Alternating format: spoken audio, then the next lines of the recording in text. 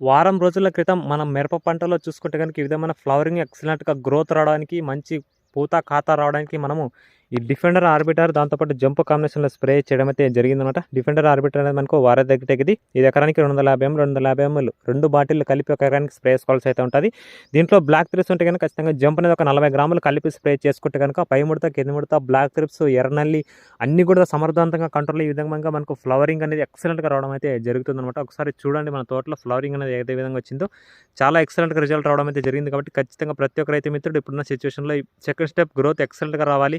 Black thrips ముడత control అవ్వాలి. మళ్ళీ ఒక మంచి కాపు సెట్ చేసుకోవాలని చెప్పేసి అనుకుంటే కనుక ఖచ్చితంగా మీరు ఈ డిఫెండర్ ఆర్బిటర్ దాంతోపాటు జంప్ కాంబినేషన్లో స్ప్రే చేసుకుంటే కనుక మంచి ఒక కాప్ సెట్ చేసుకోవడానికి ఒక బెస్ట్ కాంబినేషన్ అయితే మనం చెప్పుకోవచ్చు అనమాట. కాబట్టి ప్రతి ఒక్క రైతు మిత్రుడు ఖచ్చితంగా స్ప్రే చేసుకోండి. మంచి ఫలితాలు రావడానికి అవకాశం అయితే ఉంటుంది. చూడండి ఒకసారి మన పొలంలో కూడా ఫ్లవరింగ్ కానీ గ్రోత్ కానీ ఎంత ఎక్సలెంట్‌గా వచ్చిందో. కాబట్టి ఈ విధంగా స్ప్రే చేసుకుంటే మంచి ఫలితాలు రావడానికి అవకాశం